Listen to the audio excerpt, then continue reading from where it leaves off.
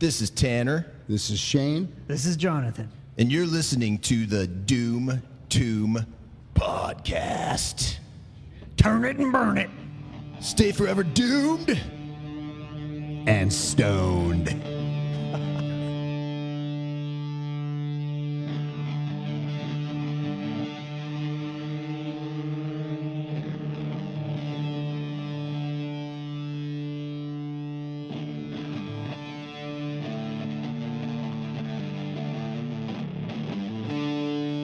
Hello, everyone, and welcome to the Doom Tomb Podcast. My name is Chris. I am your host, and today we have Ripple Music recording artists, The Watchers. They have a new release out called Black Abyss. Go out and check it out. And also, they had a previous release, which we will also discuss, Sabbath Highway. We go track by track over both of those albums and in great detail. We talk a lot of different things. We get a lot of stuff off our chests, and we just enjoyed it. It was at the Palo Verde Lounge in Tempe, Arizona. So without further ado, ladies and gentlemen, this is The Watchers.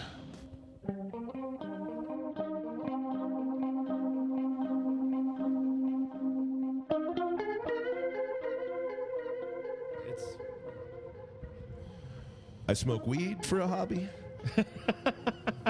I'm trying to get this thing lit right now. Trying to get it lit right now. What the fuck's going on? Well, Is this try it again. Is this PG or anything like that? No, All right. this is Triple X. We I'm can just letting you know. say whatever the fuck you want. There's a couple F-bombs. I mean, that we dropped. we're regular dudes, and we like rock and roll, and we like to do rock and roll things. Well, how about we go around the horn and we introduce everybody? Let me just say where we are. Right now, we're at the Palo Verde Lounge in beautiful downtown Tempe, Arizona. And we are with the band The Watchers. Gentlemen, can you please introduce yourselves? I'm Tim, and I sing for The Watchers. And sir? My name's Jeremy. I play guitar. And the gentleman that I already know he plays the bass, and his name is... They call me Cornbread, and I play the bass guitar and get no respect. Really. Actually, you get a lot of respect. You deserve it all, my friend. Murderface, man. You do, man. What the hell? Now, how long have you been an active band, this band, The Watchers? This band, probably 2.5 years. Pretty new. Yeah, And it's fairly new. I mean, I You got to talk into it like that? Is that the... yeah, that's fine. All right. Kind of like a dick. 2015, we all started to kind of sort of put this thing together, and honestly, really, this band is hand-picked musicians just from a close-knit circle of people. This almost seems like a super group to me, just in hearing how everybody came together. Now, I know you were in some previous bands, and I don't want to focus too much on that because I want to focus on your material now in your current band. But can you tell me a little bit about some of the previous bands you've been in? Well, there's all kinds of bands, really. So, should I just... I'll just name them off. Okay. Yeah, rattle a few. Okay, Systematic, The Venting Machine, Pigs, Vicious Rumors, White Witch Canyon, Orchid, Spiral Arms. What else am I missing? Black Gates. Now, from you all being in those different bands, did that mold you all to what you're doing now? Did you take some other influence from the other bands, or like maybe even learn from some of the mistakes that you made in other bands? Absolutely.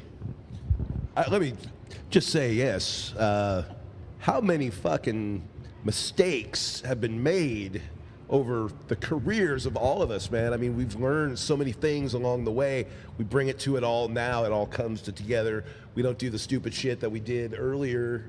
You know what I mean? That wasted time and like, God damn, if we only knew now, well, we do know now because we went through it. So it's like fucking, we're just gonna, hopefully do the right thing and not repeat the fucking things of the past that you're just like, damn, we're doing that stupid shit again. So, we're wise enough to like speak up when we see it and we're like, hey, keep on track, man. And it, we've whittled it down to a nice little thing. That's all I got to really say about that. Jeremy? As a whole, that goes for as a whole. But as far as individuals, yeah, I mean, our musical palette has been molded since we were young, since we were kids. Well, bringing that up, what are some of your early influences? I mean, for me, my very first, very fond musical influences were Ozzy Osbourne, right? Van Halen. I mean, from there, of course, Metallica and just that sort of stuff. The Led Zeppelin, the Jimi Hendrix. I mean, God, Jimi Hendrix, just the soul of that. He went way too early. Well, okay,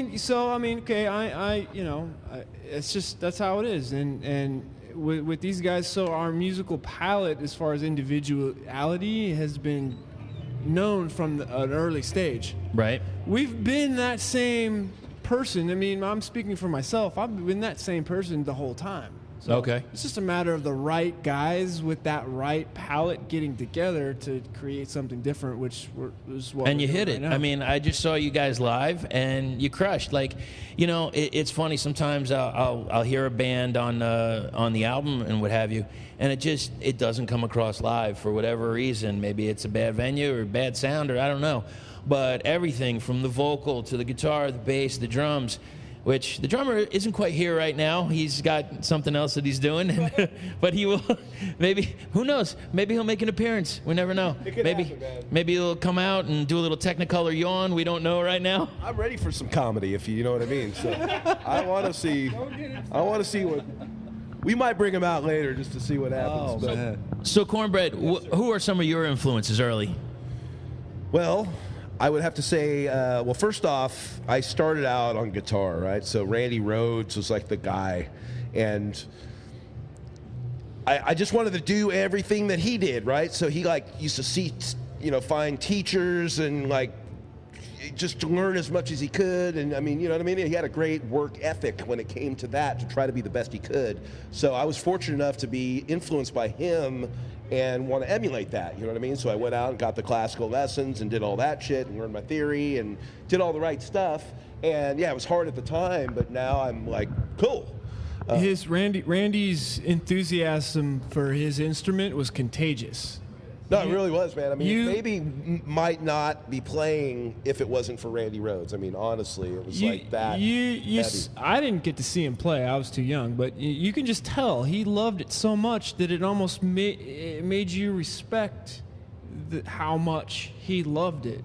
And honestly, for a serious musician, you almost kind of wanted to have those kind of qualities in your own playing. Exactly. That's what we grew up with, that standard of like, hey, we need to be good. How'd you feel after his loss? How did you feel when Jakey Lee took over? I love Jakey Lee. Right.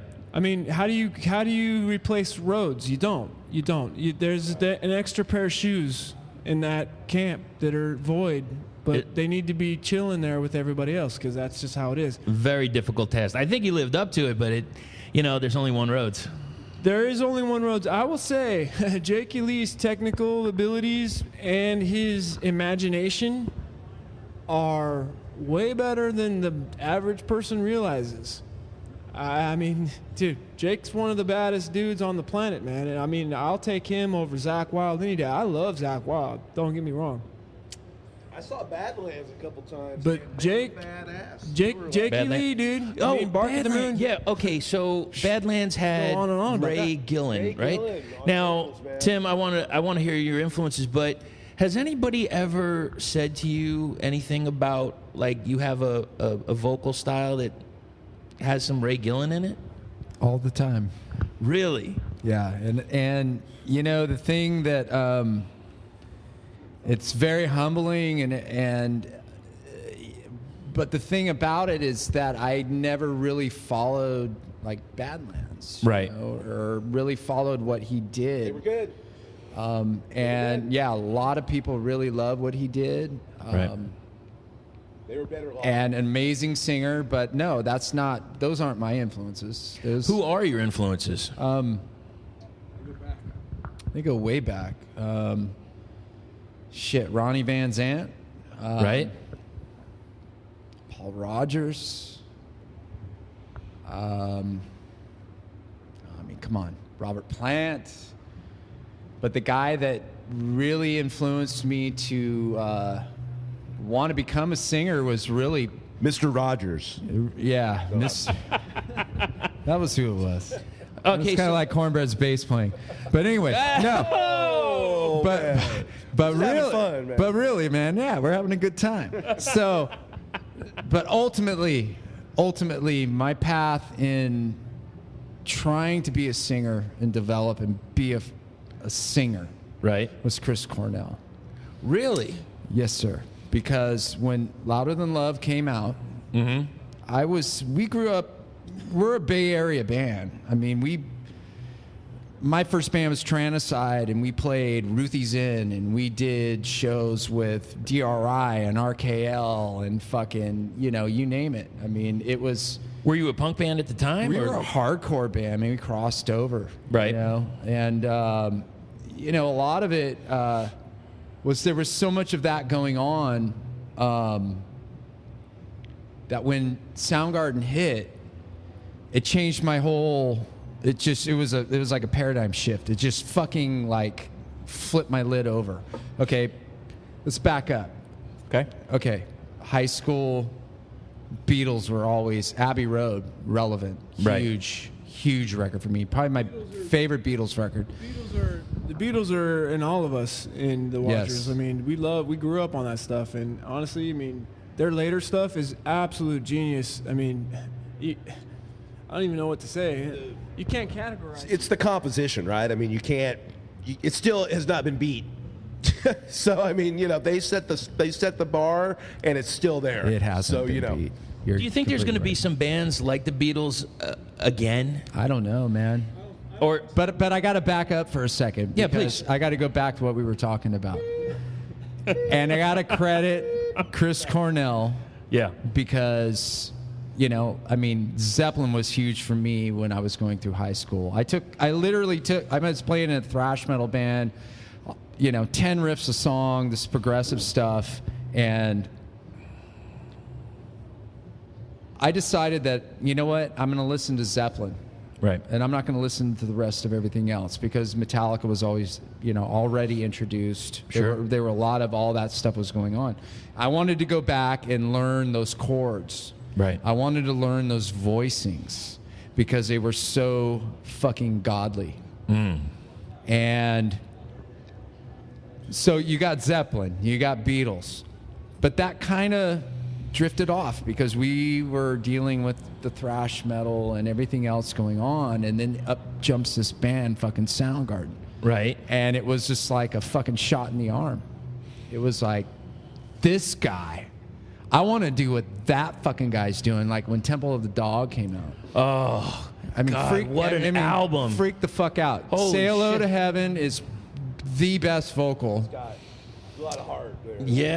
Dude. Say Hello to And- Heaven, Hungry. Yeah. That whole, all of the Soundgarden stuff for me is just like, it's a Bible. But Were you also a Mother Love Bone fan? yes. Oh my gosh! Absolutely. Andrew Wood, rest in peace, went way too soon. They had such a vibe. I would believe that they would have been the next Pearl Jam, or they would have been what Pearl Jam would have been. Oh, absolutely. They were Pearl Jam before Pearl Jam was. It was, because Jeff Ament was in Yeah. Mother Love Bone, Yeah. and Jeff and Stone. and Stone Gossard, yeah.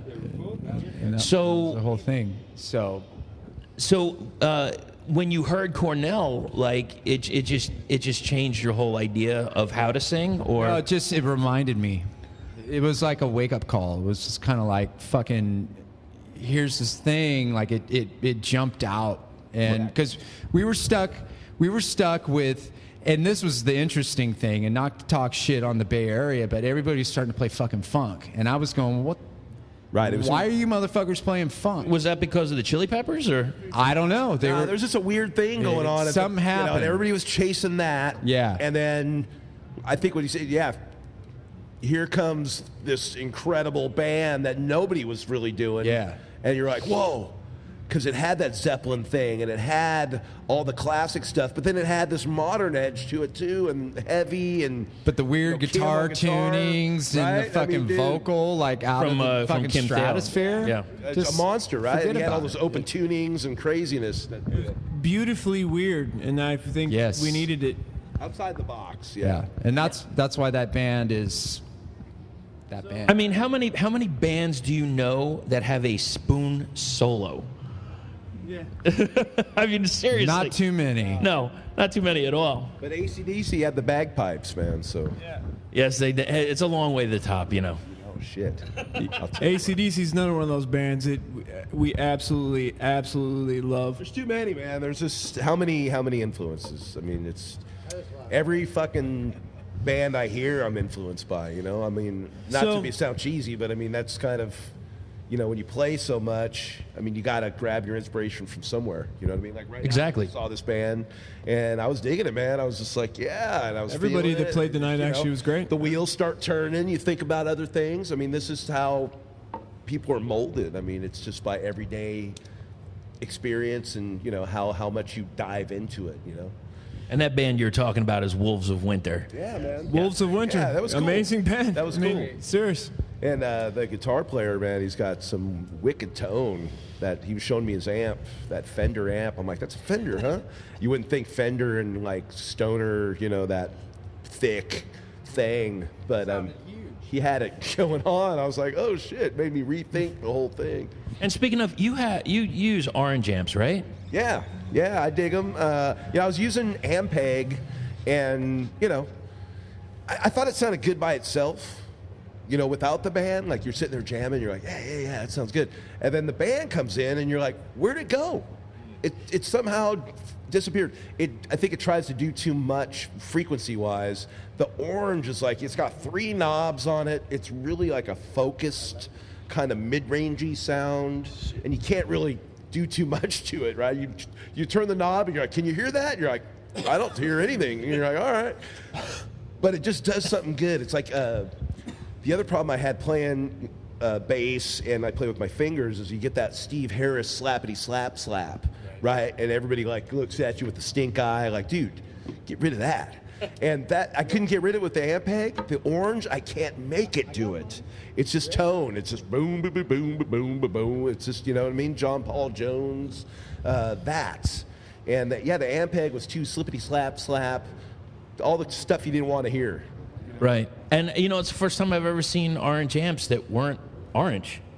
I did that on purpose. Oh. Yeah. Is that a custom deal? Well, I had the orange. I had some orange stuff before, all orange, and the only problem with it gets fucking dirty. You know what I mean? It looks like crap, and you're like, damn, it's only a year old. That shit's expensive, right? Well, he's got a couple of good covers. Keep the cover thing now, but yeah, I got the black ones. They're fairly new. I mean, you know, give it time; they'll be fucked up. Is there a company that actually makes covers for the amps? Orange. Because if not, I think there's a market for that, really. Yeah, most of the manufacturers make their own covers. Right. There's a company called Tukey that used to do pretty dang good covers for all that stuff, but yeah. DF2. Well, going back to all our influences, you know, what's great about having all those influences, actually we're the best, like, riff police cops there is. So when we're writing our own stuff, everybody know, you know, you're not going to get... Over, man. You're not going to get... I heard that riff before. Let me tell you exactly You're what I not heard. going to get a riff past one of the guys that probably hasn't been done. It's almost like lyric police in a way too. It's nice. It's nice. We can be familiar in a way, but at the same time, we can also, you know, use some of those intentions of the, you know, our influences, and carve something sort of new. And that's what we're not even really trying to do it. We're just doing it. It's just happening organically. So with that, I'd like to start by going over some of the tracks. I'm very familiar with Sabbath Highway, and your latest release, Black Abyss. I've started listening to it. I just got it the other day. Well, it just came out. Yes, but sir. I have a few questions about that as well. But I want to start off, if you're all okay with it, with Sabbath Highway. Sabbath Highway. Yeah. And let's start off with the title track. What can you tell me about that? How was that? How'd you come up with it, and what were your ideas for it? The main hook to that's Tim. Tim's a brilliant guitar player. Those all who are listening to this. All right, Tim, here you go. He doesn't play guitar in the Watchers yet, but Oh man. hey, Tim come up with a riff. Sabbath, Black Sabbath, Highway Star, Deep Purple. He comes over to my house with a couple of changes. I hear those changes, and I hear basically the next piece in my head. Oh, let's do this. Boom, let's do this. Let's do that. We take it to rehearsal, show Cornbread and show Carter. Those guys hear their own little piece. We rehearse it 5 or 6 different times, and it's something bigger and better than any one of us individually would have thought of originally.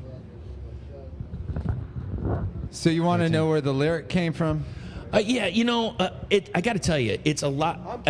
I got a lot about the lyrics. I have a lot of questions, and more importantly for me, the hooks that I hear.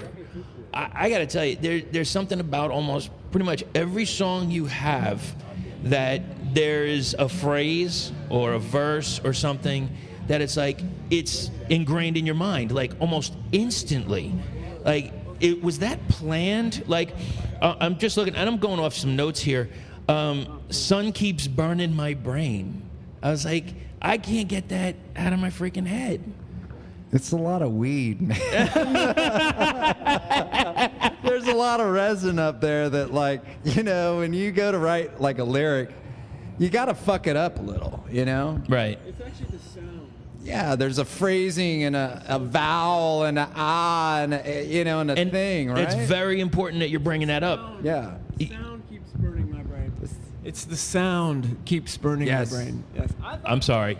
I thought it was the sun too, and I was fine with the sun too. I mean, I fucking love the sun. Sound. There's a The lot of sound. lyrics actually that when he tells me what they are, I'm disappointed because I was like, oh, I thought you were saying that, dude, and that got thinking. Sorry. And I'm like, oh shit. I thought you said sound. Not All right, sun. so we are about to go through at least. We're just gonna switch that lyric and just if you bought the record, just cross that out, put a sun right there, and it's all good. But So there's a reason for that. Yes, go ahead, sir. Can I just? Yeah. So Elaborate, please. Once upon a time. So the idea and the whole trip with that song is Sabbath Highway was the first time that I listened. I heard Black Sabbath before, but a good friend of mine that I started my first band with was the biggest Black Sabbath fan. Right. And this is like, talking 13, 14 years old, getting high for the first time. Right. Just kind of growing up and then hearing this music, and Sabbath Highway was just a fucking moment. You know what I mean? Yeah. Dude, the lyric I think describes the whole feeling of hearing fucking heavy metal. And something that actually resonates with you. Yes. And it becomes your love. And it's almost like it's like the first love, and first time you hear it, and you just fall in love with it. My take on it, just real quick, is that most of us are traveling down that Sabbath Highway, meaning we're leaning on Tony Iommi and the shit that he came up with. I mean, everybody's got to face it. I don't care if you're Slayer, I don't care if you're whoever, you're fucking leaning on Black Sabbath, okay? And that we're all traveling down that road. And it's just respect. It's just showing. It's like, hey, this is where it came from, and just paying tribute. I mean, they just if I'm not mistaken, they're not going to be jamming anymore, right? I mean, that's. I think they're kind of calling it quits. Exactly. Yeah. So it's time to say, hey, man, hats off to you, and deserve all the respect. And that's basically, I think, what my take on it. And I'm just the bass player. If you understand me. He keeps saying this like the bass isn't important. Dude. Hey, hold on a second. Come on. You need the loudest fucking thing on the new record. That's all I gotta say. You need to take your own advice and That's all I got. believe in yourself. No, I'm just kidding. No, I will add one more thing to Sabbath Highway. Yeah. It's pretty dang incredible how easy and quickly that song came to fruition. How long did it take? It did not take more than, I mean, initially the music, 2 or 3 hours in one day. Wow. Granted, the riffs that we had each, contributed to the song were written, 1 or 2 days, maybe a week or 2 weeks before that. Something that we'd been working on. Right. As far as the actual way that you hear it, the song now, Yeah. it came together very quickly. Wow. Now, That's a testament to just I think we just all got in the room and just played it, and then that's what happened. I mean, that whole record's that, really. I mean, we'd only just met. I mean, I'd been playing with Tim for a while, but Jeremy and Carter, we just got in the room for the first time. We're like, okay. And it's like, yeah, we've been working on this stuff. And we're like, all right, well, throw it out there. And threw the riff, and I started jamming on top of it, and he started singing. And before you knew it, we were like, all right, let's record. Yeah, I mean, it was that quick, man. It was like literally, 5, 6 rehearsals tops. Yeah, maybe if not even that. I mean, I think 2 of them we just smoked weed, but yeah, man. I mean, it was quick, and that's what made it us, or at least me, know that fucking we're on the right path. right. Yeah, I mean, we were fortunate. Tim had a few songs in the can, so some demos that he'd done. We started from there. And honestly, literally, he presented us the demos. When we got into the room, we played them a little differently. We added our little flair to it. Sure. Within a month and a half, we were in the studio recording Sabbath Highway. Wow. Now, Tim, he said you came with some material. I hear you sing, and I absolutely love your voice. And I got to bring this up, and then I'll go back. It's funny. I was telling my girlfriend Jen. I said, I'm going to go see this band. And she asked me a couple of times, and I said, it's the Watchers. And she says, okay, I don't think I heard them. And she's not always a big fan of stoner rock and et cetera, and doom rock, because sometimes it gets a little screamy and et cetera. And I said, let me put it on for you. Let me play a track. And first track I played was Sabbath Highway. And she's like, okay, I could deal with this. And then your voice came on. And she kind of slowed down a little bit, and she's like, all right, who is this? I said, it's the Watchers. His name is Tim. And she says, damn, that is a sexy, sexy voice. So you have one of, right now, we are sitting down, and I am sitting next to one of the sexiest men in rock. And that would be Tim. Okay. Yeah, it must be the beard, man. It's got to be the beard. It's the beard. Don't get weird, it's just the beard. Just the beard. Ladies, you should consider having sex with a bearded man. That's all I got to say about it. The beard. So, ladies, when you see the Watchers and you see the way this man moves and the voice, you've got something good. Yeah. It all does to me, though. 'Cause We got wives at the house. We got wives, so sorry. Well, then, Tim, if you have somebody that you're with currently? Yeah.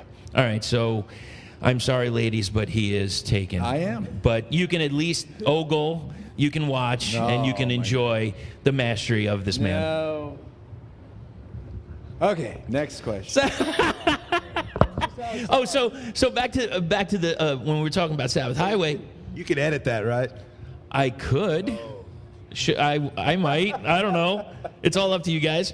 No, don't worry about it. So Sabbath Highway and some of the other songs that you said you came in with. Do you bring in how do you create? What was exactly your process?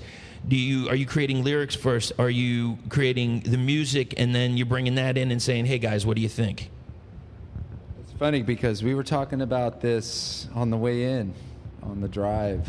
You brought it up, Carter. It was Carter. Where's Carter? He's gone. Okay, anyway. Carter's busy. No, usually it's, for me, we're talking about writing a song. Yeah. And the vibe and the thing. It can start with a title. Right. Like sometimes I've got everybody's got a journal, right? Songwriter journal. So Sure. Something catches my ear, like a phrase I'll hear just, in the fucking, off the TV or something I'll read. I'll go that. And it's like, it's a song title. And So that can be an inspiration. But I take all those things and I jot them down. And then I figure out the sound of the song and what that title's going to fit the way that song sounds. Right. If that makes any kind of sense. It makes complete sense. Even if you haven't heard the song yet. Yeah. Yeah, even if you haven't heard the song yet. I haven't even heard it yet. It's not even like rotating in my head, but a lot of it starts with the guitar riff. So it could be something that, you know, Jeremy plays or Cornbread plays or, you know, whatever, man. I'll sit down and write something and boom, okay, there's the hook. And then I look for something that grabs me that I want to fucking sing over. And if it doesn't grab me, then I don't really want to fucking sing over it. I mean, I don't know how to, like, you know what I mean? I mean, Scorpio, man. I am. I'm all fucking up. So Yeah, but see, I mean, he's competent enough on his instrument to be able to play what he hears in his head. And I am as well. And what's actually pretty neat about that is there's two of us in one band. A lot of times a band doesn't even get one of those. yeah. You should hear him play the fucking drums, dude. He's like Ginger Baker. God. Ginger Baker. I'm dead fucking serious. Get the fuck out of Yeah, here. motherfucker. Get the fuck out of here. Is that your main instrument? Ask about White Witch Canyon real quick. Oh, Played shit. drums and sang lead vocals in that band. I'll play some drums. Oh, this guy can play drums too. So- Jeremy's a fucking animal. I can't man. play the drums worth a shit. I'll just let you know right there. I play the bass pretty good though. Well, we've heard you're just a fucking bass player. We've heard that a couple of times. Can I say it again? I'm just a bass player. I'm just a fucking bass player. All right, so let's go into the next track, which is Requiem. We got an instrumental track. How did that come about, and why'd you have that on? Well, that's a really cool question because I'm glad you asked that. Okay. Requiem was, for part of the story, the EP, we needed another track. Okay. Okay. So, not to sound like a total asshole here, but we needed more. But actually, that was an intro into Call the Priest. Yes. Okay, so Requiem was literally edited Right. in the process because they wanted 5 songs instead of 4, because people would be upset if they had to buy an EP with 4 songs. With 4 songs on it, yeah. And it's cool. I get it. It's Yeah. all, you know, record label stuff. And we love Ripple Music. They're the best. Shout out to Todd. Yeah. But with Requiem, I can back up. And Cornbread and I came from a band called Spiral Arms. Right. And Brad Barth was the keyboard player in Yeah. the band. And Brad and I share a recording studio. We both produce and record bands, and we've been running a business for over 12 years now. Okay. He's owned the place since like 93. I moved in, and it's been great. But with bringing Brad on board, a lot of it was when Spiral Arms split. I won't get into that too much, but Okay. bringing Brad on to play this part was almost like a funeral procession. Right. It was That's like what I wanted it to be. Requiem, right? A requiem. almost like is it like a mourning the loss or No, a it's death of something and it's the a birth death of something else? something. Yeah, I feel Wow. like that track was a death of something. And then you call the priest. Right. And then you call the priest. So you have Call the Priest, and Call the Priest is a very deep song. It actually delves into those years, or that last, I'm going to say years. It was years, but Okay. it's 12 fucking years. But just last parts of this relationship of this band. Okay. Well, And- it brings me to Yeah. what I feel is my favorite part, my hook moment. And again, I might fuck this up, but when I hear you singing "Losing Your Mind," and I'm like, that is the part that I'm gonna always remember of that song. It's like one of my favorite spots. And when you said it earlier, it's like it's not always just you singing those words; it's how you're singing it and the inflection and the tone that you're giving to it. and it really brought something. So you have the death on Requiem, and Call the Priest was kind of explaining a little bit of what was happening over the past few years. Would that be accurate? It's pretty much the end of Spiral Arms. Okay, now there was a piece in that song that I really liked when you started going off on a solo, Call the Priest, and forgive me if I'm mistaken, but Carter has this little cymbal piece that I wasn't expecting to hear in the song. This da da da da da da da da with the solo. I rarely have ever heard that in a song. Was there? Did you have an influence on it because you're the drummer? No. Or was that all Carter, or how did that work? Carter's one of those guys where he's gonna throw out something badass at any given moment, and it's not really planned. Right. So that's actually kind of what's rad. Right. And that's what You don't know. Yeah, and that's it's every night, and that's how we all prefer it. Right. It's great. He tries to find the drum riff that you were not expecting. Right. Like, he goes out of his way to do that. It's pretty cool, because at first you go, what are you playing over there, dude? But then you realize, you're like, oh, and you listen back and you're like, it's way more interesting to listen to than like some mapped out, like, you know what I mean? Yep. It's just some simple rhythm. It's just cool. It just makes it, a little ear candy. In the studio when we're recording, sometimes we have to remind him about a fill or remind him about something that he did here or there, because our minds kind of go out the window when we're recording. Sure. We're just trying to feel it, and all it takes is, hey, remember that fill or remember that thing? Oh yeah, cool, and he'll just throw it in. It's not planned. And that's one of the things I like about this album and the next album we'll talk about, is that there's a lot of times where I didn't know where it would go. Sometimes you hear a song, you're like, I know exactly how this is going to start. I know exactly how it's going to finish. I know the middle, and it's fine. This is like, you hear something, and all of a sudden, you come in with a blistering solo, or Carter comes in with this drum piece that I'm not expecting, and or you come in with a vocal or a bass line, and it's just like, wow. I like the fact it's almost like watching a movie and you didn't know, and all of a sudden you get a big reveal, and that's the way it feels for me. I don't know. Is any of that planned, or none of it's planned? I mean, sometimes we have a vision. Hey, we should do this here or do this there, but I'm going to interject. I'm going to say that you're the widget. This guy right here throws a lot of... He comes from a different spot sometimes musically, and it's cool because it's just like, let it happen.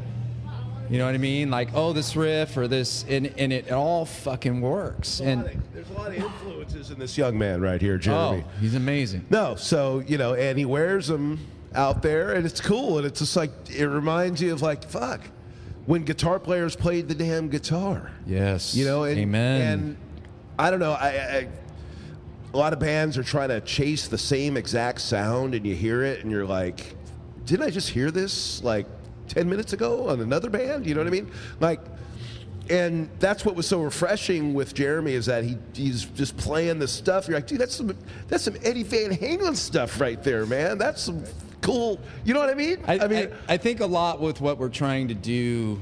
He's a bad motherfucker. Is we're, thank you, sir. I think we got a foothold in the stoner doom, whatever, because we love that. We love Black Sabbath. We love all of that. But we're trying to stretch the boundaries a little bit. We're trying to make things a little bit more, just fucking play to your ability. I don't know what the fuck it is. It's just like, don't worry about what everybody else is doing and just do your own fucking shit and connect. Well, thank you for that. I appreciate that answer. And I noticed that did happen. We got that in the 90s a little bit, where it was getting away from a solo or anything like that. And even like, I mean, you barely heard, like in live, you barely heard a drum solo, barely heard a guitar solo, but you barely heard solos at all in music. And I just like the fact that you could hear that again. Well, I think what it is just taking, like a guitar player and just throwing him out there, like when, like Jeff Beck and,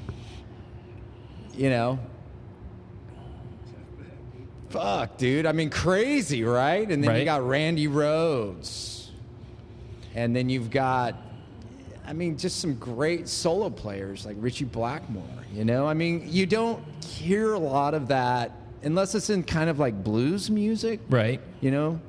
Like contemporary, like not, I don't know.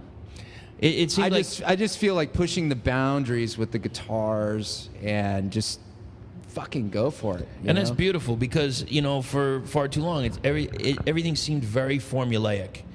And it's nice to go back to breaking the mold. And this is, even though this was the box, it's now outside the box. Right. The wheel, it's been invented, right? Right. But sometimes you just got to peel out to remember that it's just fun to have a fucking wheel sometimes. Now that dude, I love that, man. I love you, man. That is a stoner quote if I ever fucking heard one. God damn. I'm gonna tell you. I'm gonna say that throughout that whole '90s era, I never once ever wavered away from the guitar solo. Right. And that's something that I always thought was add value, and I will be honest, I never had a egotistical mind towards it. I got it. I got what, hey, this guy's playing a solo, it's cool. He sat down and he practiced, and he composed that, and he wrote it out, and he made those notes fit with the music that was behind it.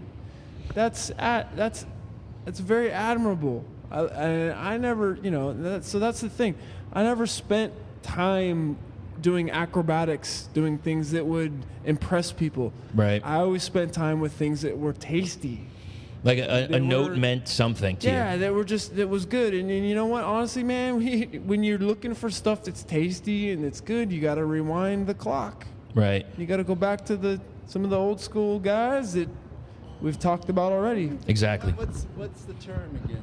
The wilt or the lilt? Lilt. Okay, the lilt is that space in between, technique and what you're actually playing. Right. There's lilt.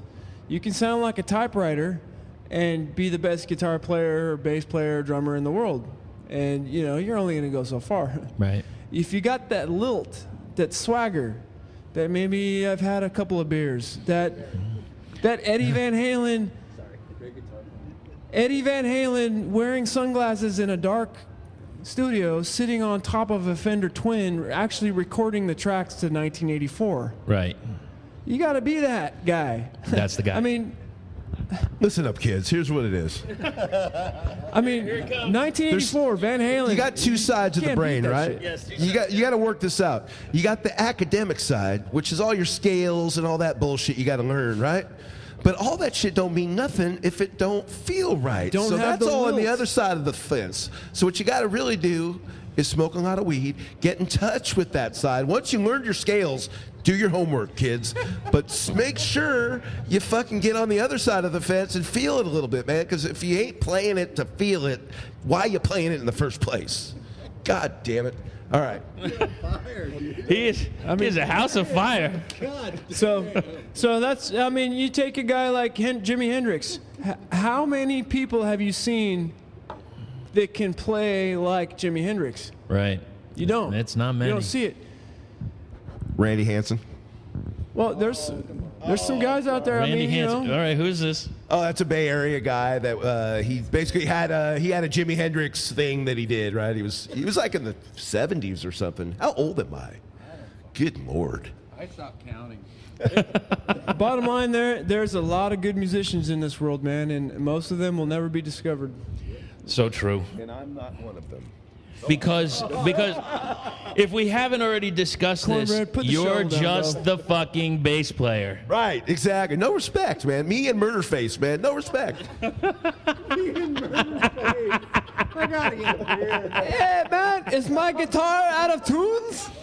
My guitar's out of tunes. Tim's gonna go grab a beer, and we'll just continue the discussion on some of the other tracks here. Please do. So the song Today.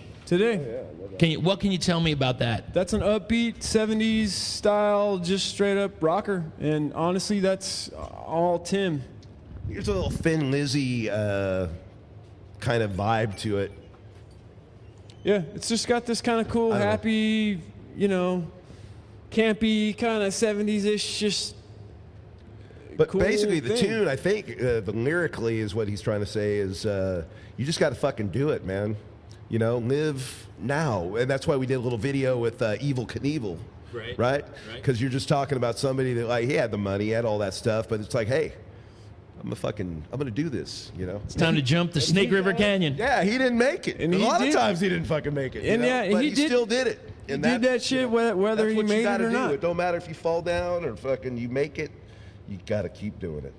It's all about Evil Knievel breaking a few bones. Evil In Knievel fact, breaking a few bones. I got to go to Evil Knievel's grave not too long ago, like 6 months ago. It's pretty cool, up in Montana. That's where the dude was from. I didn't know the Snake River was in Montana. Did you know that? I did not. No. I thought he jumped the Grand Canyon. They're like, no. But he jumped that shit in Montana. Snake A little River. fucking, Cornbread's the A little best trivia ever. for the kids out there, just in case they needed to know. Now, this next song, Well, the song today, we did a video with Evil Knievel. So, I mean, go on YouTube, look at it, because we need more plays. You know what I mean? It looks like nobody's looking at it. So, come on, get out there. So do you think for your next video you might have Robbie Knievel, or is it done? No. No, you know what, dude? I don't care. Robbie Knievel deserves props too, man. I mean, that guy jumped buses and crashed. We're and moving on to know. the next thing, man. Oh, okay. all We're ahead, moving man. on to the next Maybe one. like pro wrestling or something like that. Are you a wrestling fan? I like the Mexican wrestling masks. The Luchadors. I want to do a band like that and just fucking, but more like a fucking funk jazz band, like with horns and stuff. But fucking. But would you only have a Spanish vocalist because it is like Mexican wrestling here? No, I'm thinking that we do like an Irish guy. You know what I mean? Just An Irish lucha libre, just super fucking Celtic. and then you could literally sham rock. And then we'd sword fight. Dude, I got ideas, man. I'm just saying, there's a lot of ideas. So rolling around. is this like the sword fight that I'm thinking of? Because if so, I'm not going to go see it. No, not that sword kind. I collect swords actually, so I'm just saying. Cornbread. It came to mind. Cornbread. I threw it in the mix. That's how it works, man. You just fucking, you see something, you say it, you're like McDonald's, right? No, it's right dude, there. all this can all be edited. You work something around it. Cornbread You is smoke more weed. Cornbread is one of the most entertaining persons in the universe. Honestly, really, I mean, it's great. Well, Tim, I'm so glad you came back because we had a little discussion of one of the songs called Today. And I'd like to know what your thoughts about that song were and how that was created. And we'd also like to know if you're going to take part in this band that this gentleman is thinking of conjuring up, which is going to be all luchadors, Mexican wrestlers in the garb, except the singer is going to be Irish. Super Irish. I think it's brilliant. Well, it has I'm to be in, done. man. I'm in. Hopefully somebody will start that and you get a cut. Blue diamonds, you know what I've been saying? I'm fucking green clovers, all that shit. Will that be the will the name of the band be the Lucky Charms? Yes. Look. They'll go on tour with the Fruit Loops and Cookie Crisp or something Mac like that. Sabbath. Yeah, it'll be perfect. I thought Mr. Toad's Wild Ride would be a good name for a band. Hey, man. Like, you know what? You know what? I realized we make a pretty good racquetball team, man. I mean, we're bouncing It's shit back and forth. pretty well. it's here, a man. racket. All right, let's get on point. Okay, so what are we talking about here? What are we- I was going to ask Tim about what the process was for today. Oh man, well, Come on out, man. It's no big deal. I think ultimately that that was again part of the process of the spiral kind of split and just kind of moving on with the new band and Right. just going forward, man. You know, I mean, Was that band breakup? Was that rough for you? is it rough for me? It wasn't rough for me. It was long overdue, and it was just a lot of. I think the way that one particular person handled themselves was A bit much? a lot much. A lot much. And I would never do that to somebody. And, Right. And to me, that's what that was. So with me, I like to write songs. I like to tell my story in something that's going to be timeless, that when I'm gone, I've made my statement. I don't have to put it up on social media. Right. And I have a different way of saying what I have to say. We only got so much time on this planet. I don't know if you guys know that, but it's not that fucking long. So if you're going to do it with people that you want to fucking do it with. You know what I mean? Don't force yourself to hang around folks that just don't fucking click with you just because I don't know why. You know what I mean? I mean, that should be the most important thing, that we're having a good time, everybody's fucking enjoying it, and you're doing it for the right reason. You know, and that's for we went down a path for 12 years. And, you know, it's hard because you invested so much time in it, but we knew a long time ago before that it's like, fuck, man, this is not enjoyable. You know what I mean? It's like a chore. And this, we're having a fucking great time. I don't know if you noticed. Yeah. Fucking having a great time. And, oh, yes. Oh, okay. Just a high five. Just a high five. We're all High fives good. going around. High fives all around. And now I want to go. I'm just a bass player, so I don't know. But I do want to say one thing. I do want to say one thing to Yes. the credit that the records that we made with that band and those songs have absolute pride in. Right. The album Freedom by Spiral Arms is held way up high in my book. I love that record. Right. I hold that record up with Black Abyss. Right. I hold that up with my first band that got, a break, Systematic, the record Somewhere in Between. Those are my 3 fucking records. Oh, wait, the White Witch Canyon record, too. White Witch Canyon. Those 4 records are I'm proud of. Good. And as well you should be. I mean, you worked hard, and why not, you know? Yeah, but, not to discredit any of the past, but it was time to move on. Right. And you got to understand, I've known this guy, Jeremy, since 1997 or 8, right? Long time ago. Yeah. Yeah. Well, I'll tell you what, guys. Let's move on to another track. The one track that it's funny. I was hearing you play. I wanted to shout it out because I wanted to hear it, and wouldn't you know it, that was the next track, and that track was called "Just a Needle."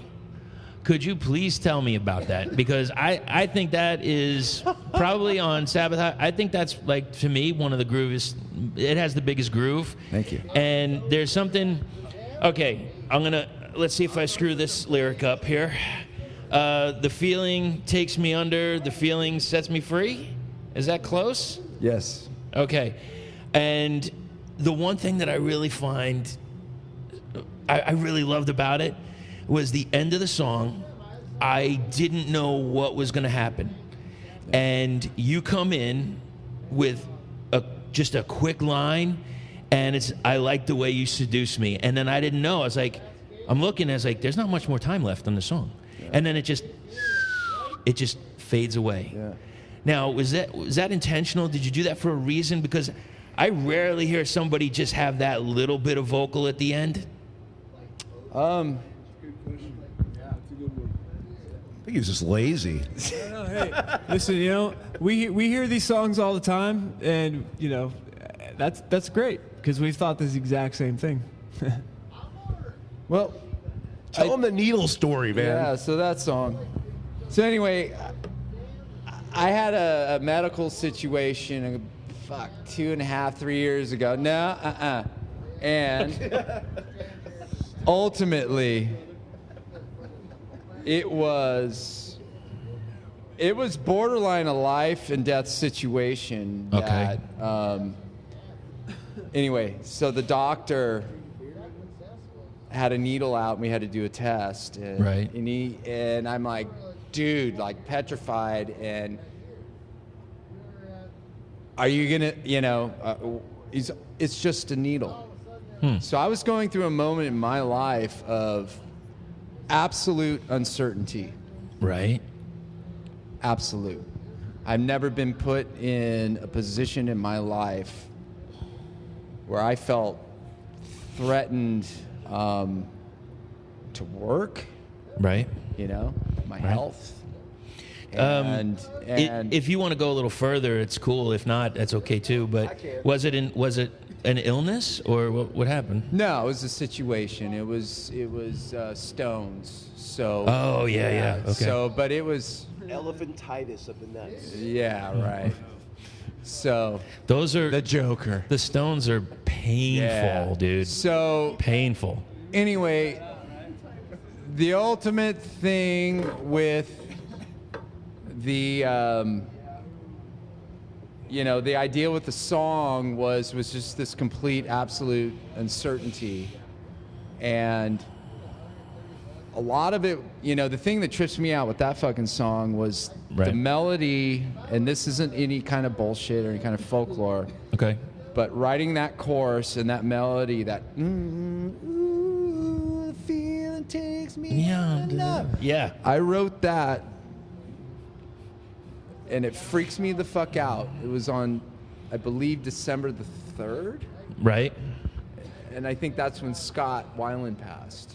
And Wow. Scott has always been a massive fucking influence Wow. in my songwriting and lyric writing. And you know what's crazy? If you look at my note right there, I actually put the ooze in there. Yeah. Because there's something about that, the way it was done. There was some kind of really serious emotion happening. I was going through a lot. It was just one of those things. It wasn't really a joke. It wasn't, it was Makes for the best songwriting. But the great part about the story is where the name came from. So the doctor comes in with this big ass freaking needle. Yeah. And it wasn't like you're getting your little rabies shot or whatever it is. It was a fucking, it's like a foot long. Right. He's coming at Tim. Foot long. He's all, whoa, what was that? He's all, hey man, it's just a needle. yeah. And that's how it felt. That's where the song title came from, and that I wasn't there. Yeah. Thank God. But Tim could tell you all about it. But the idea with, I think the lyric where you got into, was your question about how it sets me free. Right. I don't know, man. It's just kind of like, I think with that song it was just about like, just fucking let things happen. You know, like it, I don't know. It just, you got to let things happen. Let it go. Give it up to the universe. Pretty much. Let it figure it out. Let it provide. Let God figure it out. Whew. You're at your mercy, man. I mean, that's really what that is. That's what that song is. And if you look at the fucking video for that song, Right. how heavy it is. Right. It's a fucking, it's nasty, Yeah. and that chorus is so poppy. We were talking about You that. never know. That's the thing. It's Yeah. like, that was the idea. I was like, okay, we got this really kind of poppy, catchy thing. Let's put some just ugly shit over the top of it. You know what I mean? Just like, But that just but, craziness. But that's what the lyric was. That's what I was saying. So we needed that visual to kind of like tie all that shit in. You Right. know what I mean? So Good. Yeah, you got this little sing-along thing. Ooh, right? And fucking, there's just like... he's a death Motown motherfucker right here, man. He sings ooh-oohs all the time. You know what I'm Hey, saying? man, I got no shame. He was listening to Tower of Power on the way over to the Tower gig. Power, Man. Listen to this motherfucker That's right my here. go-to, dude. David Garibaldi. Talking shit let to tell you, me. nobody could touch that. Come on now. Come on, dude. All right. Rocco on the bass. Okay. Well, I feel. He's tired. His I pussy just hurts. I'm sorry. I just need something. I feel like we've been through a really big journey with the first EP, and maybe I'll go through the others a little quicker for you. Okay. Sorry, so- we're really high. So That's okay. Album. All right, so Black Abyss. I noticed coming right out the gate, I noticed a little bit different vocal, a lot of change in the vocal, different styles. Was that conscious? Was that for a progression? Or you just wanted to try some different stuff, or you had some different ideas that you wanted to kick around? How'd that work? Just singing what the song needed. That's Okay. all. It was just feel. Let's go into the first track. Let's go into Black Abyss.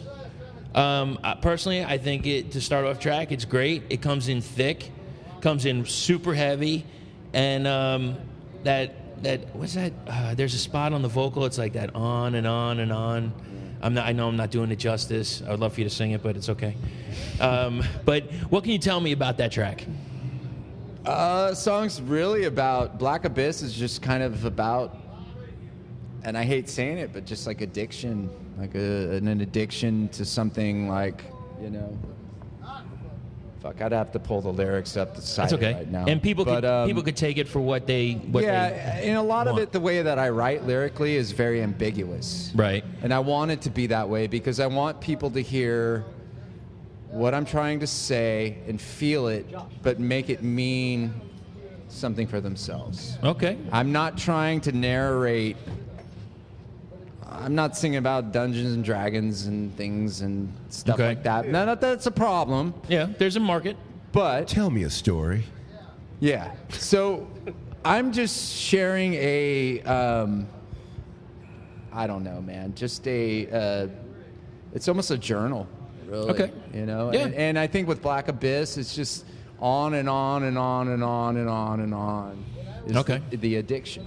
It just keeps going It's the thing. until there's something to stop it. Be it. I had no idea that's what that was about, man. I thought it was about a big hole No. that just kept going. No. Black Abyss. No. It's more Read those lyrics. crazy, man. I They're didn't heavy. read. I don't think I've ever read them. They are heavy as fuck.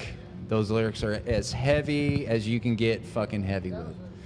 And the music comes across that way too. Yes. Now, Alien Lust, I actually heard it a few days before it was released as the album. I heard it on there's this sampler that Ripple did, this South by Southwest sampler, which is awesome. So you got a couple of tracks. Call the Priest was on there, and Alien Lust. I'm paraphrasing, so if I get it wrong, there's nothing I can say, or there's nothing to say. Please don't take your love from me. There's nothing that you can say.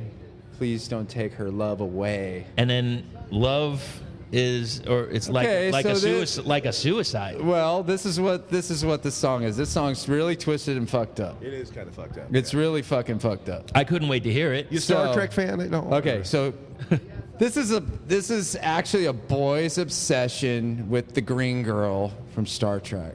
All right. Okay? Jealous of Young Shatner. Lust, alien lust. Right. And the idea is that this kid gets, fucking put on restriction or whatever. Don't take her away from me. It's like a suicide. Like, this kid's so infatuated. Right. It's alien lust. That sounds It's like an infatuation. infatuation. Is what it is. He was jerking off, is what was Oh going my on. God.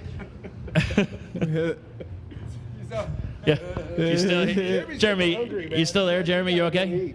That song is pretty cool. That sounds pretty cool. There you have it. Okay. Oklahoma Black Magic. She's showing no mercy. What can you tell me about that track? She shows no mercy. Well, that song was written about James Mansfield, and it was really inspired by a couple of photographs of Anton Lavey with her. Right. They're famous. She's Yeah. drinking from the cup and the skull. Mm-hmm. I mean, I'm trying to lyrically describe like the whole picture. The whole scene. Yeah. Yeah, okay. In the verses. Okay. And it's about her admiration for wanting it all. Right. Now, It's I'll do anything for all of that, all the power and the money. I mean, that's the trip. now, did you ever see that classic picture that she had with Sophia Loren, where Sophia Loren is looking at her with daggers just because she was getting all the attention? that particular song, Oklahoma Black Magic, that is a very that song is a testament on the rapidness of how we can actually put a song together. Okay. That came together at the 2 minutes to midnight hour of the album. Was that the last song? It was, the album? and Okay. we literally wrote it in the studio. Really? And we had some riffs, and we glued some things together that seemed to really work. And it's just kind of, we fell back on our experiences and our ability as songwriters, and it's just kind of one of those magic things. It's a lot like Sabbath Highway. It just came together. It came. A wave of creativity crashed and hit us at that one moment. We were able to capitalize on it. That's the result. It clicked. Okay. And I have a question at the end of going through the tracks that I want to get out regarding some of the processes. One song that I would love to hear live at some time is Buzzard. I really got a kick out of that. I really like it. We played it tonight. Wait a minute. Where we did. When You was were there. No. You just didn't realize it. Wait a minute. Yeah. Desert. Wait, no. Okay. Desert's all around me. Something doesn't feel right. Yeah. It was just unrecognizable is what happened. It's just, we've only played it Yeah. twice. So the lyric is dust is all around me. Dust is all around me. Okay. We did play it. I did. Yeah. I don't know. Okay. All right. I might edit that out then. All good. All right. I was having a good. About the buzzards of the world, man, just fucking picking at you. That song is. There's a lot of them out there, man. Yeah. That.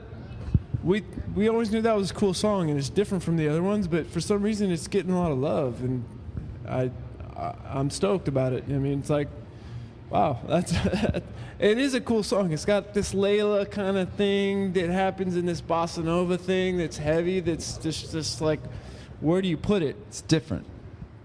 That's the key. Where do you put it? Yeah. It's got a great bass line in the front end of it. I don't know if you guys noticed that. I knew But, that's what the fuck it was. If you got it at home, go ahead and put that on. You can rewind it a couple times and just check it out. It's cool. You know, as I say this, I'm thinking about. I wanted to edit that out because I sound like a dick. But in essence, I think people want to hear that. I might just leave that in because you know what? I got to say, I wanted to see you guys for a while, and I really enjoyed watching the show. And you know, I kind of lost it for a minute. You know, I sometimes I watch a show and I'll bang my head around. I get my eyes closed and just vibe out. And I might have went right through that track and not even realized it. You might have. It's happened to me. It's happened to me. It happens to me all the time. Why did you play this song? I'm all, fuck, are we done already?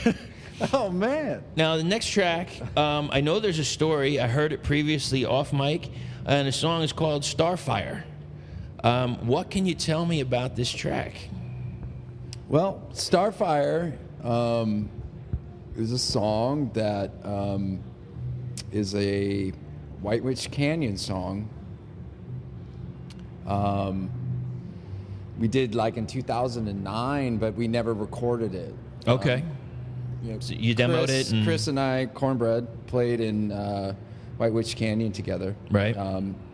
With a different guitar player, Eric Hagen, and we had a couple songs left over from the record that we did, and we never recorded them. And so when we first got together, you know, with the Watchers, we needed songs to play. So Sure. we're like, fuck, let's jam that. not? So I sent it out to the guys. I'm like, yeah, that's cool. All right. And we got in the room, and Jeremy took it to a whole other fucking level. I mean, Right. just lit it the fuck up, and That lead on Dude. that's one of my favorite on the record. It's that pretty that fucking and cool. Buzzard. That and Buzzard are. You mean the one that I didn't get to hear that I Yeah, didn't hear? you heard that, it. That one? If you blacked out, it was that bad. Let's face it, they're all good, man. Is what It might have been too many blue moons at that Could have time. been. I'm sure. You know what's interesting about that song is that the lead section just has a riff that stays in the same key and then just drives. Like if you're going down from Las Vegas back to LA and it's a nice day and you got your elbow out the window and you're going 66 miles an hour down the road the whole time. It has that rhythm section behind the solo. So I'm like, shit, what am I going to do? Because the chords don't change. It stays the same. So what I had to do is I had to create the melody and the changes and stuff with all that stuff, and I just sat with it. What does it tell me to play? And that's what I came up with. And it works. It absolutely works. Okay, Starfire. Fire on the Mountain? Is that the correct lyric? Yeah. And that's another one of those hooks that just comes right out at me. People of the Gun. What can you tell me about that? That's an interesting song. I'll tell it for Jeremy real quick. You want to tell it? Oh, I mean, musically, we were playing a gig in San Francisco with this punk band, and it's not that they were like a very proficient punk band at their instruments. They were good though. But they were just off the chain, and they were just like, no. They were fast, and it was energetic, and I was like, man, we need something like that on the record. Right. So I went home the next day and just wrote something just simple, caveman. You know, and then Tim had this part. Oh, good. We glued it together just like we did all the rest of the songs off of Black Abyss. That's just what it ended up being. It was a vibe, you know. Like we played the show and it was just packed at Bender's in San Francisco. Yes. With Wolves and Argyle, fucking great band, and there was an energy. And what Jeremy, that's the coolest thing, man, about live music is that it fired him up. You know, he's like, fuck yeah. That's it.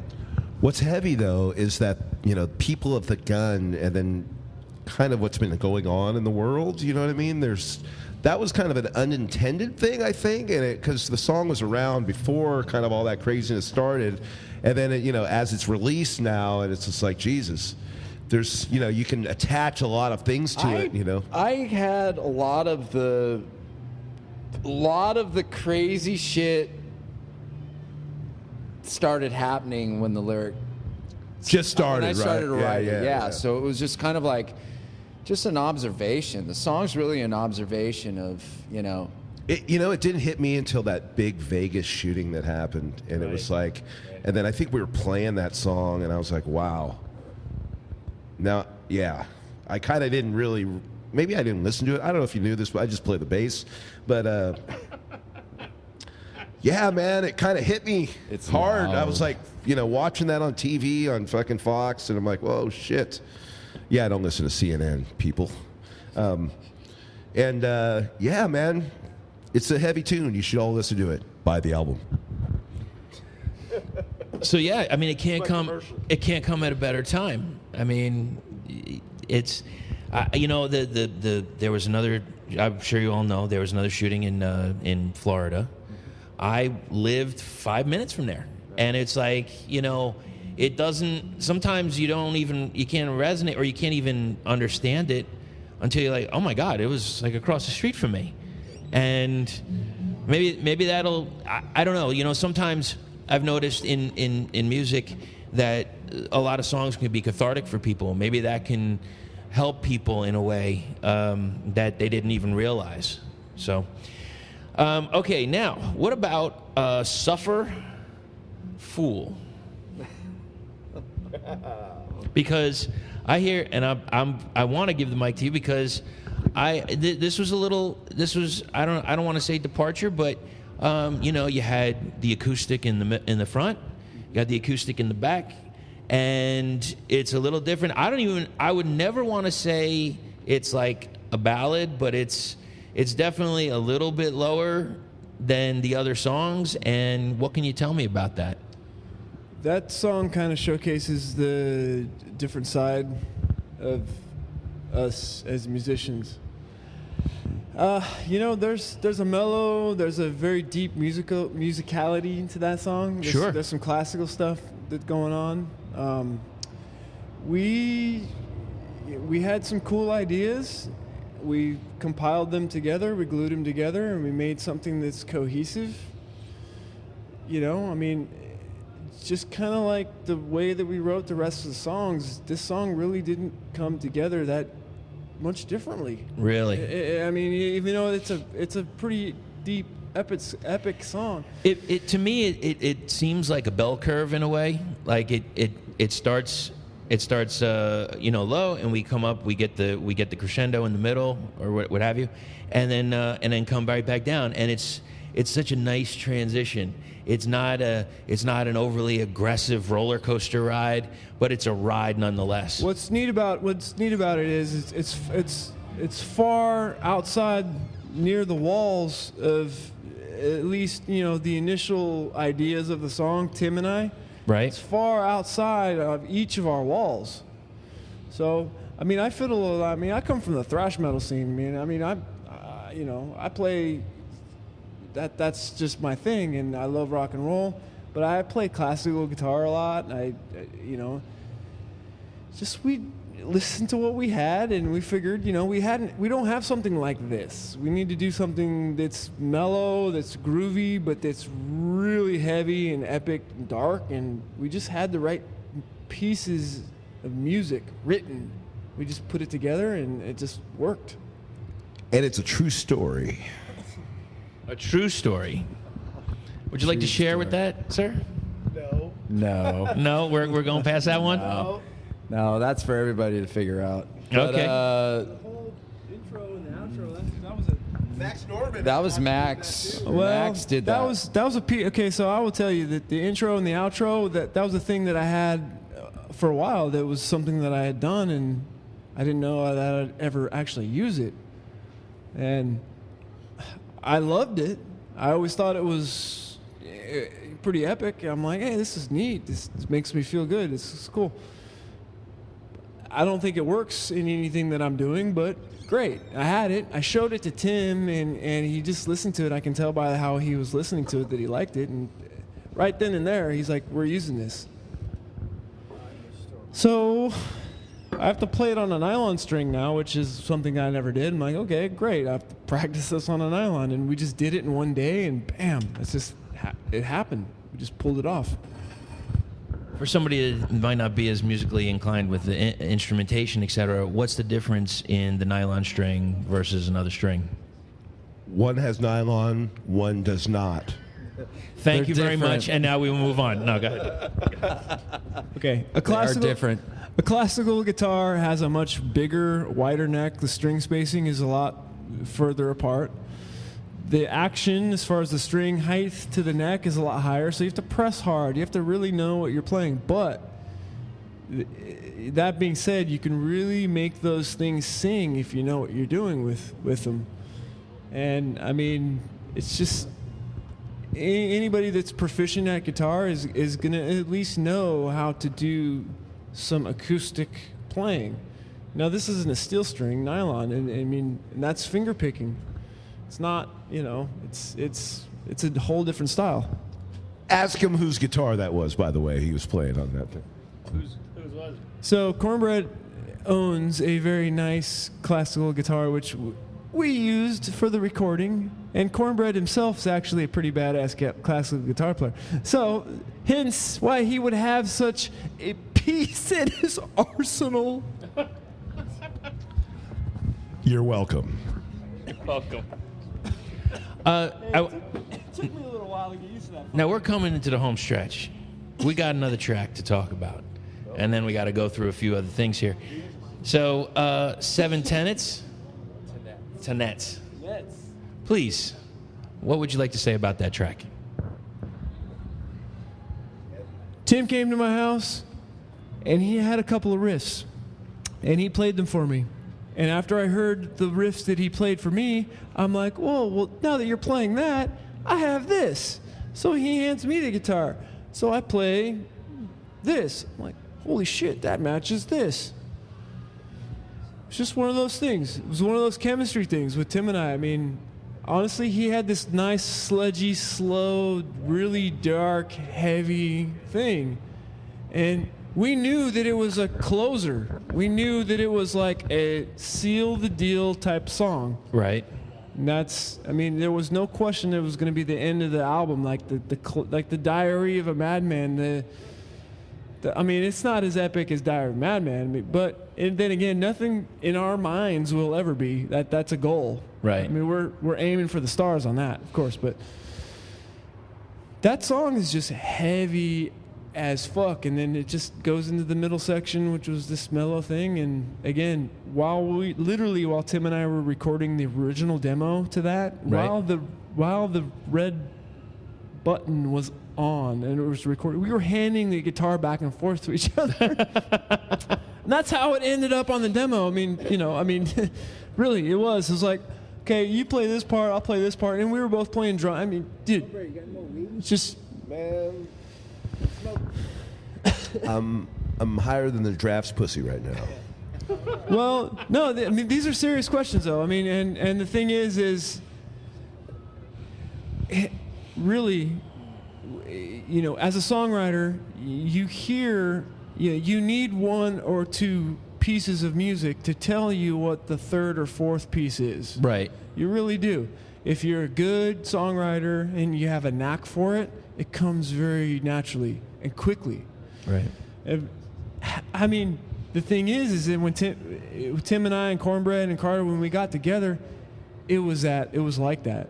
And really, honestly, I mean, it's awesome. It's very rare that you find a group of people, let alone if you're lucky enough to even find one other person, let alone four dudes in a band that are cool, that know what to do. Right. And you got it. You that. nailed it. We had that in Sabbath Highway. So Black Abyss is the next natural progression in the evolution of us as individuals and songwriters, just coming forth in what we do. And honestly, man, the best is yet to come. I mean, we're already talking about mindset on what we want the next album to be like, and there's no way that we're not gonna just completely top ourselves and blow Black Abyss out of the water. I mean, Black Abyss is an amazing record. I think it's fantastic. Now, when you're writing material, so you're out on the road a lot, do you write material on the road, or do you wait till you get off the road? Absolutely do not write anything on the road. I write at home. Right. I barely pick up the guitar to write until I feel like it's calling me. I never force it. I never, ever, ever force it. It is... you just got to hear this thing in your mind, and you're like, all right, man. And you get that buzz going, man. It's like this frequency and this wave, like time to make some music. A surfer. If you've been surfing in the Hawaiian Islands for 30 years, you're out there chilling, you're waiting. Sometimes you're waiting for a while. Yeah. And then here comes a wave. Yep. And that wave comes in, and you got to take it. And literally, I mean, it is cheesy as that sounds or not, it's true. I guarantee you, Cornbread's going to wake up at 2 a.m. going to the bathroom with some riff in his head. He's going to stop and get his phone and record it. It's just how it goes. No, he plays tanks, man. Hey, man, you know what, dude? Hey, wait a minute. Hold on. Tanks. World of Tanks. World Tanks, motherfucker. I know what you do. You're not playing your bass. You're playing World of Tanks. I'll be in the grocery store pushing my cart down the aisle, and if I have a riff, I don't care who's around. I'll start beatboxing the riff into my phone, and that's just it is. That's just how it is with us, and you know what? We're blessed. And Tim, when talking about like you talking to he talks into the mic with a riff, like beatboxing, etc. You have a journal, a writing journal, like I think most lyricists do. Do you keep that with you on the road, or that's not on the road at all? It's on my phone. Right. As long as I don't lose it like Kirk Hammett, we'll be all right. Oh my God. Yeah. Oh. I think it's phony baloney is what I think. But anyway, I got my ideas on my phone. I got them written down at home, and we're good. Now, out of all the songs that we have talked about tonight, we've talked about the ones that were really easy or came easily to you. What was one of the ones that you had the most difficult time creating? The song that hasn't been written yet. That song. For me, a World of Tanks. I think for me, It's called Tribute. yes. For me, it was probably Oklahoma Black Magic. I think that was the most difficult to. That had the most labor behind it. Lyrically, I think riff wise, it was late in the game. We were getting ready to go in the studio, and Yeah, that was mostly due to the 11th hourness of writing that song. well, there was that, but I will. we procrastinate, and whatever. I don't. I will fully admit that miraculously none of these songs were hard at all. No. It was actually pretty dang criminal how easy it was to write. It was, but what I will cut you off with is lyrically on that song. That was my biggest effort on the record. I think the middle section and trying to tell a story and the bells ringing. There was a lot of research with that song. With a actual, black magic trip, man. Did you Google that, or how did you research? I had one. You had I had one. one? I can't tell you. Shit. Oh my God. So I'm hungry. Yeah. Just a quick thing, and I want to ask something about the instruments. But do you use a special mic, or do you use whatever the mics are here? Do you bring your own microphone For the studio or for playing live? Oh, live I bring my own. I don't want anybody else's spit and shit all over my mic. Yeah, I want your cold. No thanks. And I got no problem with your cold though. Man. I'll sing on your mic. And for the both of you, do you have a favorite guitar or bass that you're using? I know we talked a little bit about the amps, but is there something that or is it maybe something you haven't acquired yet that you want to get? Honestly, that's no. I think as far as myself, I have what I need, and they're just tools. Right. You need some good tools, though. If you're going to be a good mechanic, you need good tools. But I definitely tried something different this time around. On Sabbath Highway, I used a Fender Jazz bass that has a nice, pretty standard kind of tone to it. Black Abyss, I went with a Rickenbacker, which if anybody who plays the bass knows, it's its own animal, man. But I think we got some good stuff out of it. It's got a nice mid-rangey thing. I'm a huge Geddy Lee fan, so that part of it was kind of like I couldn't help but whipping out some Rush on that thing. You know what I mean? Every time you pick it up, you got to at least play one Rush riff. It's got its own tone, that Ricky. But yeah. So that's new. I've not played Rickenbacker before. It's a little shorter of a bass.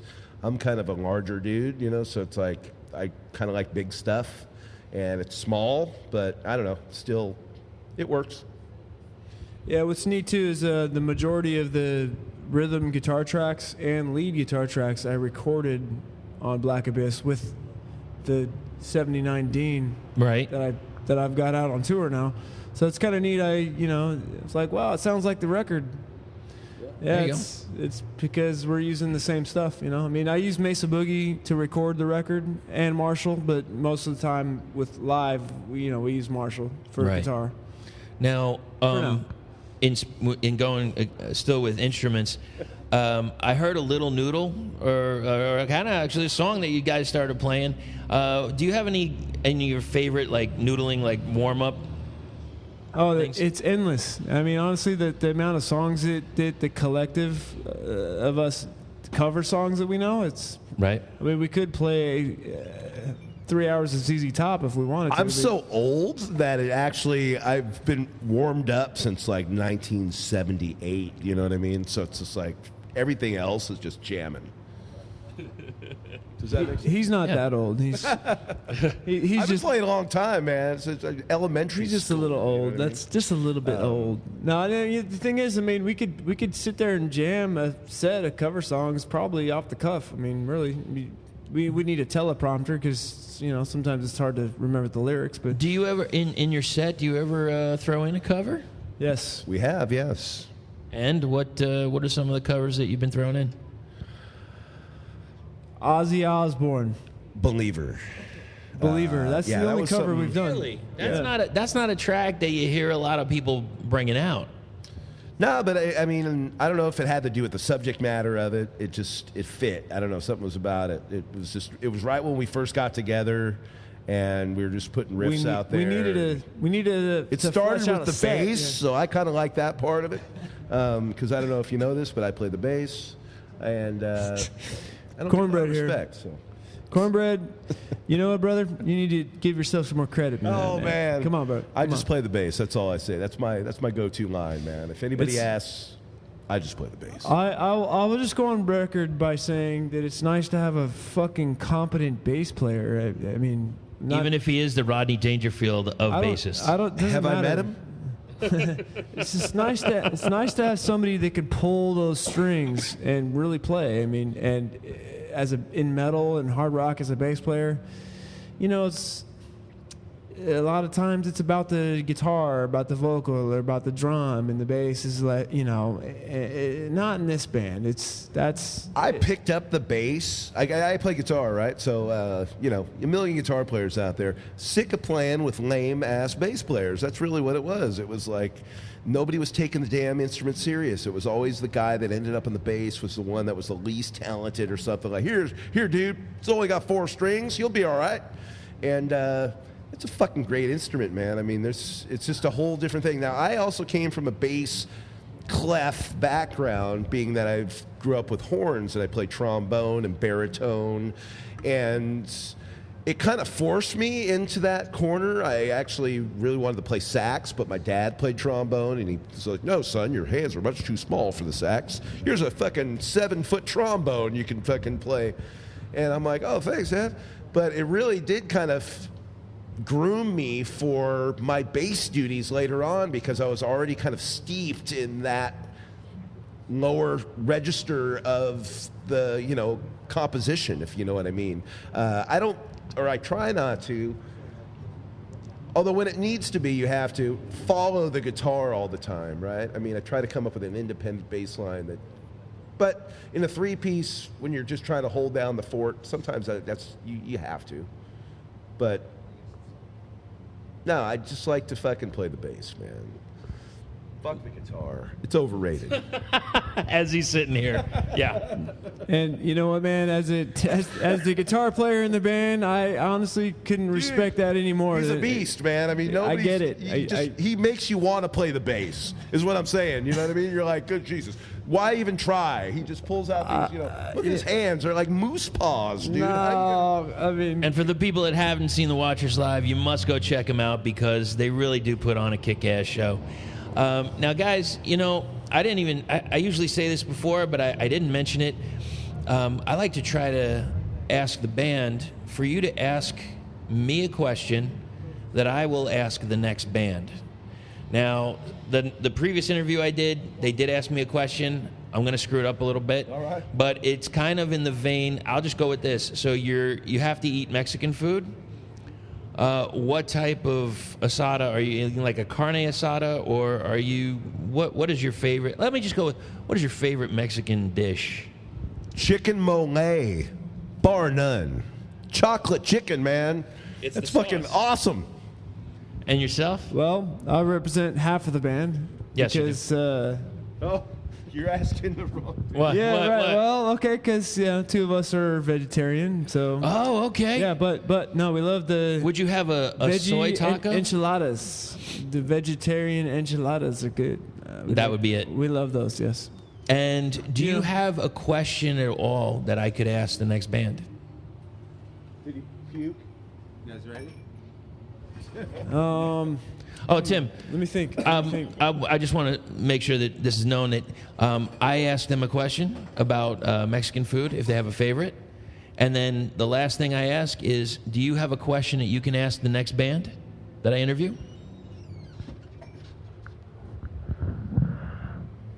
Why are you doing this? I was going to ask the same Perfect. thing, man. I'll just make a statement. Get out. As fast as you can, man. Get a job. You know, make your parents proud. And do you have a question?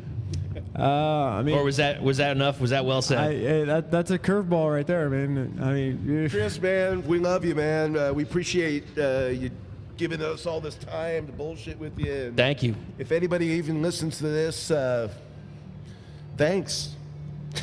And remember that you're just the bassist. Absolutely, man. They remind me of it every day.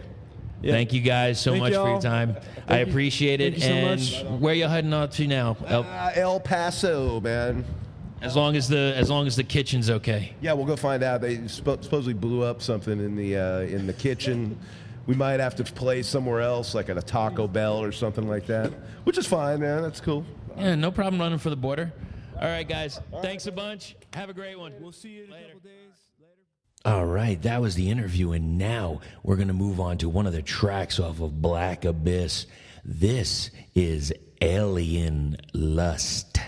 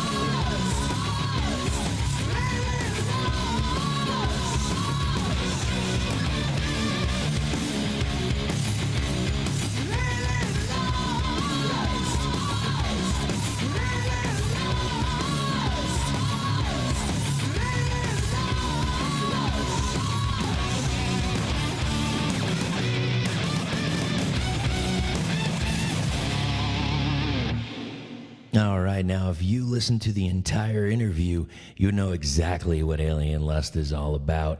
But we're going to move forward to the next band.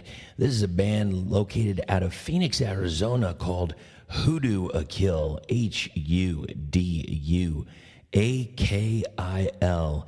And this is the first track off their latest release. This is called The Wait.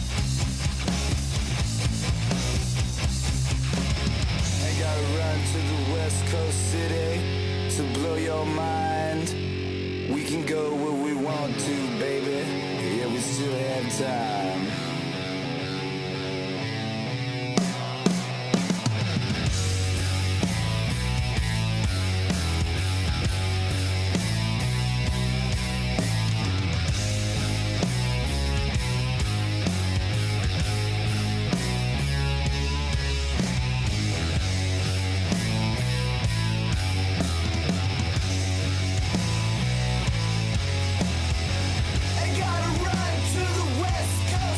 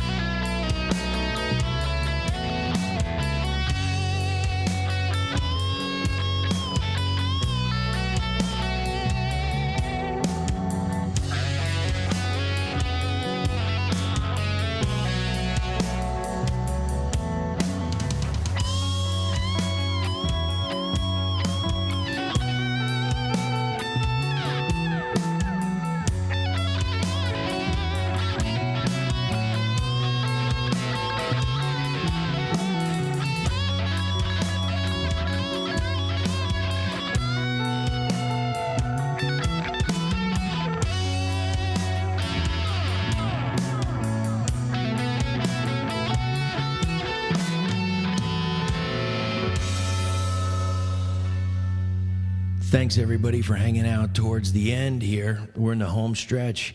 For next week, we have part 1 of a 2-parter with Kirby from Pedestal of Infamy.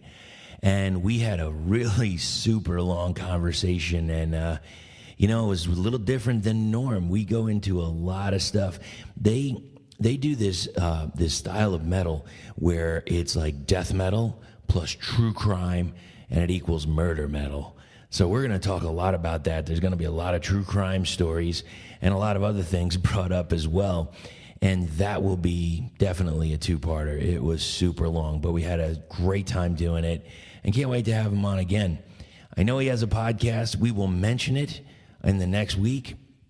And until that time, keep going to the shows. Enjoy yourselves. Buy a little merch every once in a while.